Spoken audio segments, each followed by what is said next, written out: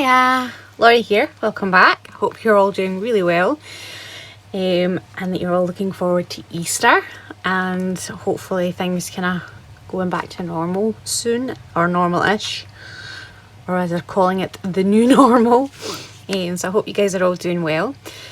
So today I thought we would do a little craft with me. I've been making these little guys here. They are like ticket stubs, so they are perforated, and I've been making these for my mystery boxes for my raffle that I've currently got going on, so definitely check that out. The link for my Etsy is down below, but today I thought I would show you how I've made them. Unfortunately, I'm out of book paper that's this size, or not so much this size, but the paper, like the book pages that I have, aren't really that thick compared to what I would like them to be for this sort of project. So I'm just going to use plain white paper. You can use either or, it's entirely up to you. You can use book pages. If you are going to use book pages, I definitely recommend using something that's slightly sturdier, so just at least the same thickness as like copy paper. You don't want to be anything thinner than that, so like dictionary pages and things aren't going to hold up as well, especially with the ink. So you definitely don't want to use anything too thin for this. But basically these are little ticket stubs, so you perforate in between your stamps and then you can tear them away to use in collaging or in your journal or just pretty much anywhere. The whole idea is they are for collaging. But you're going to need a few things, obviously. So you're going to need your paper of choice, whether it's blank paper. I'm just going to be using plain white paper for these ones. So this is just, I really like this paper. It is not quite watercolour paper, but it's got a really nice texture to it. So this is the paper I'm going to be using. It's just plain white. Copy paper will work. Like printing paper, letter paper, whatever you call it, will work just as well. And forgot to move that. The only requirement really is that it's going to be big enough to fit your stamp. So here I've used a sort of frame stamp, and then I've stamped a floral image on the inside. I store my stamps in a folder. That's why this one's got no backing. These are new stamps, so I haven't put them in yet. So this one's not got its backing as it is glued to a piece of card inside a folder. It's just the easiest way I've found to store them. But I used this guy here for these ones, and then I've done 10 pages, but obviously you can do as many as you want. You can use any kind of stamp you want. These are acrylic stamps, and then I've also got some wooden stamps, so it really doesn't matter as long as it's a sort of square, rectangle, that kind of style. You can even just go ahead and use a decorative stamp if you want, rather than using a plain stamp and then decorating it yourself. If you have that option, go ahead. Or you can use just a plain label stamp and then decorate it with whatever you have at hand. You can even draw something or paint it with your watercolours. So I think I'm going to use this guy here, and it's just a generic label. And the first thing that we need to do is measure it. So we want our paper on either end to be about 1/2 centimetre, because you want good wiggle room. So I'm going to have 5 centimetres, and I want, again, 3 so 7 times 3, so I need it to be about 21 centimetres, but I also need to leave a bit here, so I'm going to make it 23 centimetres by 5. I'm pretty sure that was. My memory is awful. Yes, so 23 by 5, and I'm going to stick to my 10 pages. True to form, I forgot to grab it, so I just went and grabbed that the other night. And I'm just going to check how long this is. It's not long enough. So I'm going to do the 23 here, And I've got 3 pages here. I may need more. And then I'm going to trim it down to 5.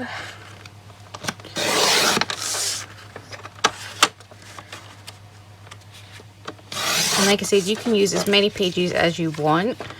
I'm just going to stick with 10 because it's a good round number. Or I may go to 12 if I have enough here actually. Because you remember, you're going to have 3 per page, so you're going to have plenty. So I've got 12 here, so I'm just going to stick with that. So I just went and grabbed my other cutting board. This is quite a cool one. It's got all these different styles. Every green little pizza slice, as my son calls them, has a different style on it, and it has the perforation style. Obviously, I'm not saying that you definitely need this to do this. If you have a sewing machine, you can use that. Just draw a very faint line where you need your perforations to go. Take it through your sewing machine without any thread and it will give you the same idea. Or if you have one of those little roll things for leather work, that works as well. I do have one of those, but I didn't look it out. So it just opens up like so and takes up like more than half your desk. But I'm going to grab 3 pages again, and I am going to get these online for a start, and then I'm going to measure 7 centimeters and put my perforation in, and then 7 centimeters again, and then 7 centimeters again. And that's me got my 3 lines now, and then my line at the top, and that's where I'm going to stamp in between all those lines. And I'm only doing 3 at a time because I've used this and I know that 3 is kind of like the sweet spot where it will definitely get them all. I got this on AliExpress a while ago.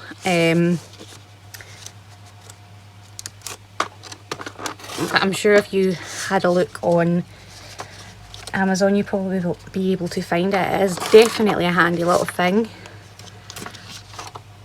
for giving you really nice deckled edges and things like that, but it's not a necessity by any means. Okay, so I don't know if you're going to be able to make that out, but we now have 3 perforated lines, and we're going to stamp in between those.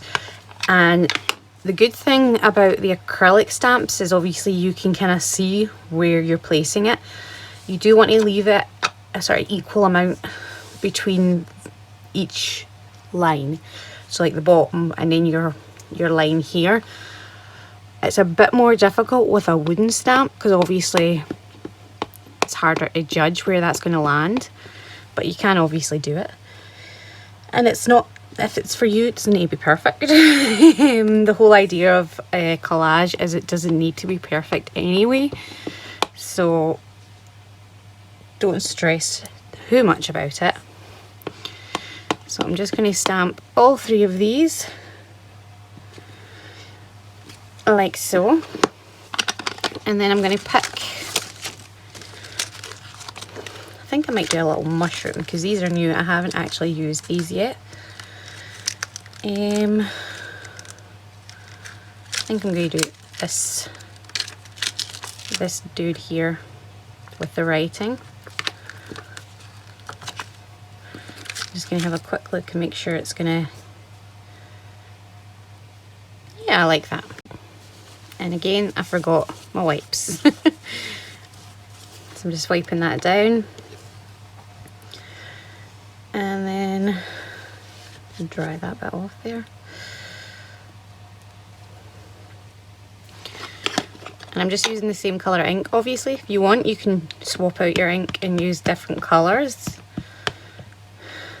That's up to you.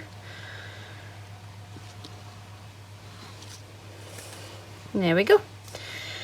So with my other ones, I had used a flower, and so I did it so that it was on here, then here. So I did it alternating. You can do that as well. I'll show you that again in a second. The ink I'm using, by the way, is Frayed Burlap Distress Oxide by Tim Holtz, if you wondered. I really like this colour. So in this one, I put the flower on this side, then this side, then this side. So obviously you can do that if you want. The way the writing in this one works, I can't really do that with this one, but I really like how that's turned out. So I'm going to go ahead and stamp the rest of these, and I will be right back. I kind of changed them up a little bit. So I've done 6 with the stamp that I showed you, and then I did 6 with another stamp. So I used this one here with the writing on either end, and I did it facing coming from this side and coming from this side, so that way I have a little variety. Obviously you can have every page be different if you want. It's entirely up to you. So I've just went and grabbed some acetate. If you don't have acetate, don't worry, you don't need it. It's just something that I have done. You can use tracing paper, or you can just leave it with either nothing, or you could just add another piece of paper over the top, maybe do some stamping on it to decorate it. It's entirely up to you. Don't feel like you need to go out and buy this. So I'm just trimming it down to the same size as my paper.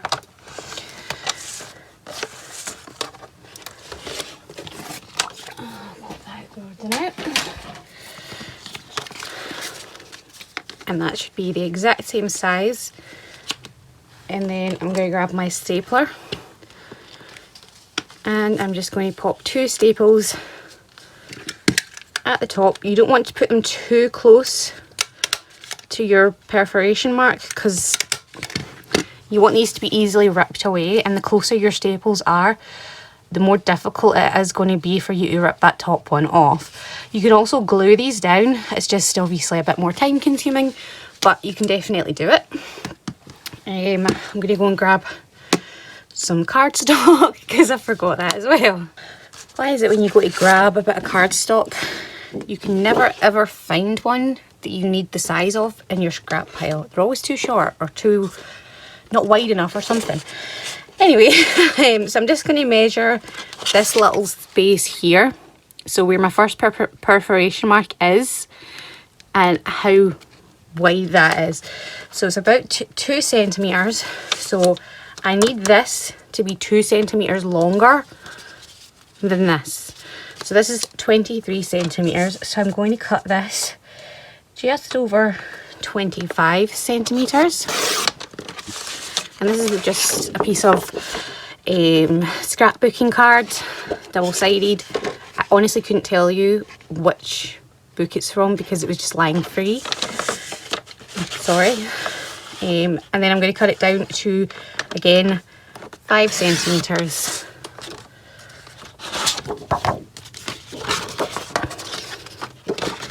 And pop this out forward. And then I'm going to line it up at the bottom. Grab my little scoring tool. If you don't have a scoring tool, just use your scissors. Just be delicate with it. And I'm just going to draw, or rather score, a little line there just to help me fold it over. And this should fold over to just above your perforation mark. Because obviously we've got this part, the width here as well. You don't want to cover that perforation mark because then it will make it really difficult when it comes to tearing them. And then find your glue. Oh, that helps. and take your glue off. So I'm going to add glue here, and this is just Uhu liquid glue. So I'm just going to add a little bit here on the flap, and then I'm going to turn this over, and just where the back of the staples are, I'm just going to add a little bit of glue there as well.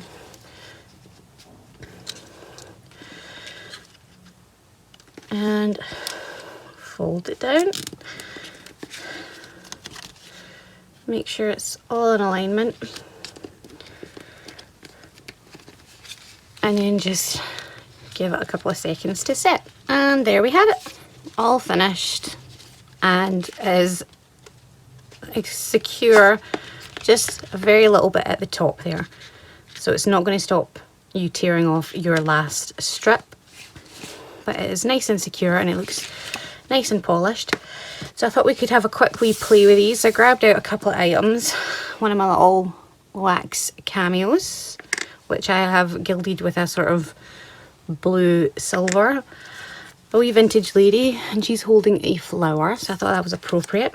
This is a stamp I did on some handmade paper, and then I've just fussy cut around it. A doily, and then just a scrap piece of card to build on. And then obviously one of our little tickets. So I'm just going to tear one off and see what we can come up with. I haven't really thought about this. I just kind of grabbed what was handy, and I'm not the best at collaging, but I thought we could kind of give it a go. Wow. Just to kind of see, give you a rough idea of what you can do with them. But yeah, obviously your collage will look a lot better than mine. But you could definitely use these. If you're using them with blank paper, you've still got room to write there. Whereas if you're using them with, oh, I'll get there eventually, the book paper, there's really not room left to write. It's more about the collage look. So it's kind of, a lot of the work's done for you. If you don't have this paper, if you've got a stamp that's like a script stamp, you could always stamp on with that first and then go in with your image to get this sort of look. But I like it both ways personally. It just depends on what you're looking to use it for. Obviously this one's a lot bigger, but that's due to the size of the label.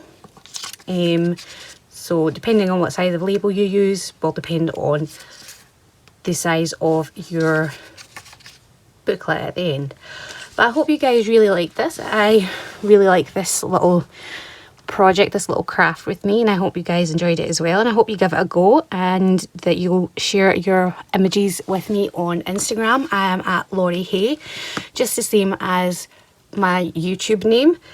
And be sure to definitely give my raffle a little look into. This is going to be one of the items inside the raffle box, obviously with a lot more items included, but there's still a few slots left if you're interested. You do also get the chance to win one of my handmade journals, anyone you choose.